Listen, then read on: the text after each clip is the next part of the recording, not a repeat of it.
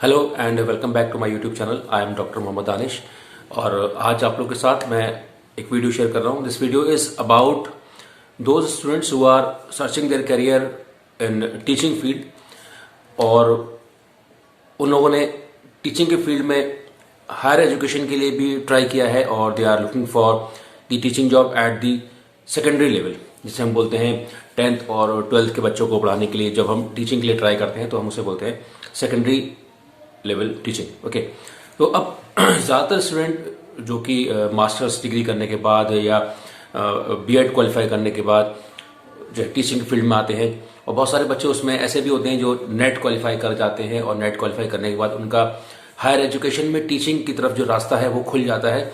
And उसमें से कुछ बच्चे ऐसे हैं जो फिर पीएचडी भी कर लेते हैं, तो they are now eligible for both the type of teaching, इधर it is the school level teaching और कॉलेज लेवल टीचिंग। तो वो दोनों तरीके की टीचिंग के लिए एलिजिबल हो जाते हैं, चाहे वो डिग्री कॉलेज या यूनिवर्सिटी लेवल पे पढ़ाना हो या फिर इंटर कॉलेज लेवल पे या इंटरमीडिएट लेवल पे पढ़ाने की बात हो। अब सवाल ये खड़ा होता है कि अब हमारे सामने जैसे कि ऑप्शन है यूपीएचसीएससी, Uttar Pradesh higher education service commission, Uttar Pradesh public service commission, जिसके थ्रू राजकीय डिग्री कॉलेजेस में असिस्टेंट प्रोफेसर की वैकेंसीज आती है और टाइम टू टाइम बच्चे उसमें अप्लाई करते हैं।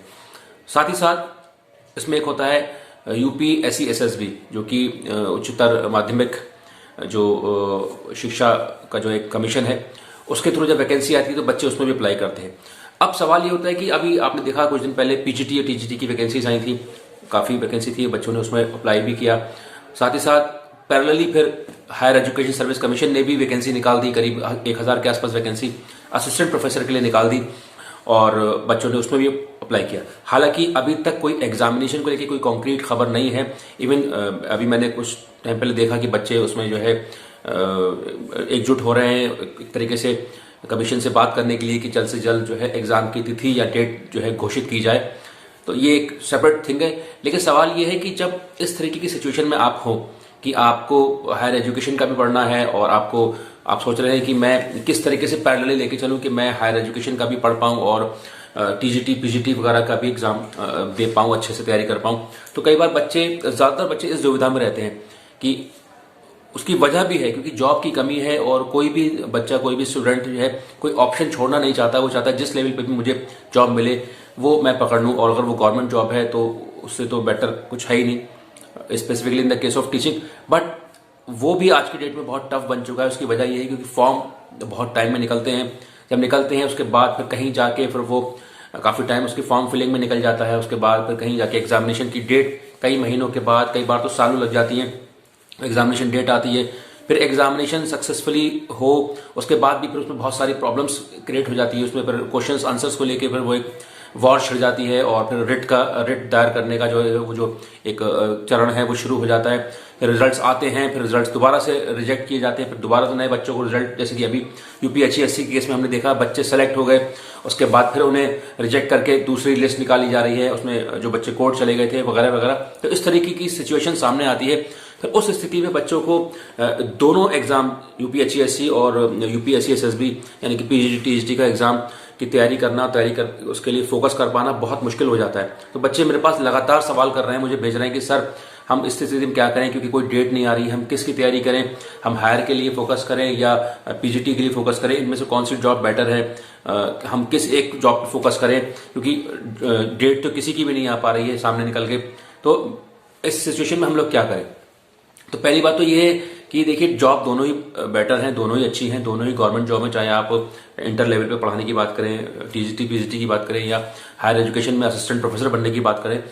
अगर हम उसकी रैंकिंग वाइज बात करें, हायरार्की की बात करें, तो जाहिर सी बात है जो डिग्री कॉलेज में या जो असिस्टेंट प्रोफेसर की जो जॉब होती है वो पीजीटी के कंपैरिजन में अगर हम लेवल ऑफ टीचिंग देखें तो वो एक कॉलेज लेवल टीचिंग है। उसमें आप जो है अंडर ग्रेजुएट्स पोस्ट ग्रेजुएट्स को पढ़ाते हैं। टीजीटी पीजीटी में आप हाई स्कूल और इंटरमीडिएट के बच्चों को पढ़ाते हैं, तो कहीं ना कहीं लेवल ऑफ स्कूलिंग का फर्क पड़ जाता है।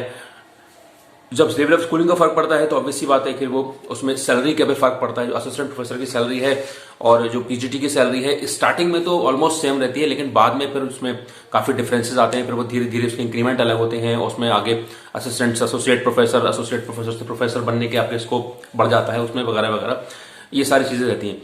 दोनों ही जॉब गवर्नमेंट जॉब हैं, दोनों ही परमानेंट जॉब हैं। बच्चे कहते हैं कि सर ये क्या टेम्परेरी जॉब है, तो टेम्परेरी नहीं है, क्योंकि आप कमीशन का क्वालिफाई करके जाते हैं। तो दोनों ही जॉब परमानेंट है, दोनों ही जॉब जो है सरकारी हैं।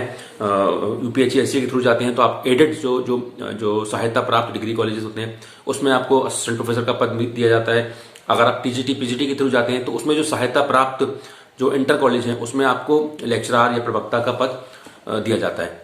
तो दोनों ही अच्छी जॉब है, ऐसा नहीं है कि उसमें कोई बुरा है या अच्छा है, बट ये डिपेंड करता है कि आप किस फील्ड में जाना चाहते हैं। अगर आप हायर एजुकेशन में पढ़ाना चाहते हैं तो बहुत ज़्यादा टीचिंग पे स्पेसिफिक हैं, बहुत ज़्यादा सब्जेक्ट को और एक्सप्लोर करना चाहते हैं तो आप उस फील्ड में जाइए। अगर आप इंटर लेवल तक पढ़ाना चाहते हैं, आप चाहते हैं मैं और ज़्यादा जो है जाऊँ, तो आप फिर टीजीटी पीजीटी की तरफ जा सकते हैं। दोनों जॉब अच्छी हैं, लेकिन पैरेलली अगर तैयारी करने की बात करें या साथ साथ तैयारी करने की, तो अगर आपका सब्जेक्ट सेम है, आप दोनों में सेम सब्जेक्ट से आप दे रहे हैं तो बहुत ज़्यादा फर्क नहीं होता है। पीजीटी टीजीटी का जो सिलेबस है ऑलमोस्ट वही रहता है जो हायर एजुकेशन का सिलेबस है।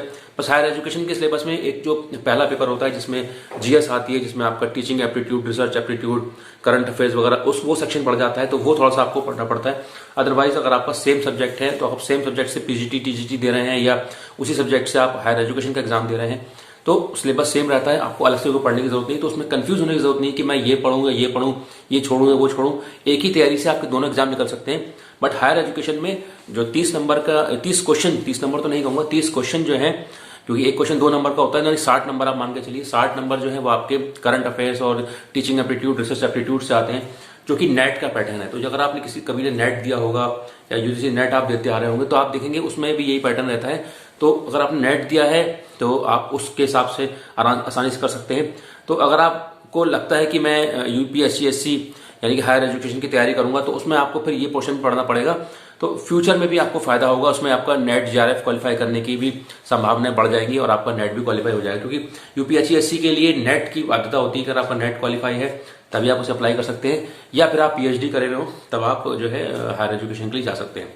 तो कोई दिक्कत नहीं है, आप पैरेलली दोनों चीज की तैयारी कर सकते हैं। दोनों ही जॉब अच्छी है, दोनों ही बढ़िया है, कंफ्यूज होने की जरूरत नहीं है।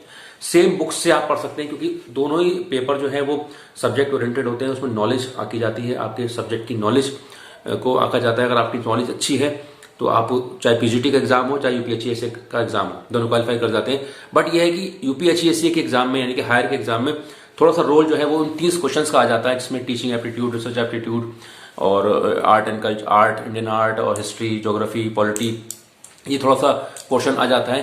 तो जो लोग सिविल की तैयारी करते आ रहे हैं उनके लिए थोड़ा सा एक एडेड एडवांटेज रहती है, वो लोग इस फील्ड में अच्छा कर जाते हैं और स्कोर अच्छा आ जाता है। अदरवाइज दोनों ही जॉब अच्छी हैं, बिल्कुल कंफ्यूज होने की जरूरत नहीं है। बस थोड़ी सी अप्रोच हल्की सी डिफरेंट होती है हायर एजुकेशन के लिए, उसमें आपको जीएस वगैरह पढ़नी पड़ती है। अदरवाइज सब्जेक्ट की बात करें तो सब्जेक्ट पीजीटी में भी कोई पेपर आसान नहीं आता है और यूपीएससी में भी आपको अच्छे से पढ़ाई करनी होती है, जो कि नेट के लेवल का पेपर होता है। तो आप बिल्कुल जो है निराश होने की जरूरत नहीं है। बहुत जल्दी डेट देखिए घोषित होने वाली है, 2023 तो आ ही चुका है, तो आप मान के चलिए 1-1.5 महीने के अंदर ये डेट भी घोषित हो जाएगी। और देखिएगा पीएचडी और इसका एग्जाम आगे पीछे होगा, 15 से 20 दिन का डिफरेंस होगा, क्योंकि साथ ही साथ फॉर्म आए थे, आगे पीछे ही फॉर्म निकले थे, तो ये बहुत जल्दी ही एग्जाम होंगे और इसके लिए तैयारी ये अच्छा भी है आप सबके लिए, क्योंकि एक ही तैयारी से आप दोनों एग्जाम दे सकते हैं। ज्यादा गैप भी नहीं होना चाहिए एग्जाम में, क्योंकि गैप होता है तो फिर आपका जो है मोमेंटम टूट जाता है और फिर आप दोबारा से पढ़ाई में जुटने में आपको जो है एक ह्यूमन टेंडेंसी है कि एक बार जब टच छूट जाता है तो फिर दोबारा से फ्लो में लाने के लिए आपको फिर से मन बनाना पड़ता है और बहुत सारी चीजें होती हैं जो कि आपकी कंटिन्यूटी को तोड़ देती हैं। तो ये अच्छा ही है अगर 15 से 20 दिन के गैप पे अगर दोनों पेपर हो जाते हैं तो इट्स वेरी गुड। आप सेम तैयारी से दोनों एग्जाम अच्छे से दे सकते हैं और मैं आशा करता हूँ आप लोग का सबका एग्जाम अच्छा हो और जल्द से जल्द डेट घोषित हो पीजीटी टीजीटी की भी और हायर एजुकेशन सर्विस कमीशन की भी। तो आज के लिए इतना ही। अगर आपको ये वीडियो पसंद आई हो तो उसको जरूर लाइक करिएगा, शेयर करिएगा और सब्सक्राइब करिएगा मेरे चैनल दानिश करियर काउंसलिंग, और बने रहें मेरे साथ। Thank you very much, thanks for watching.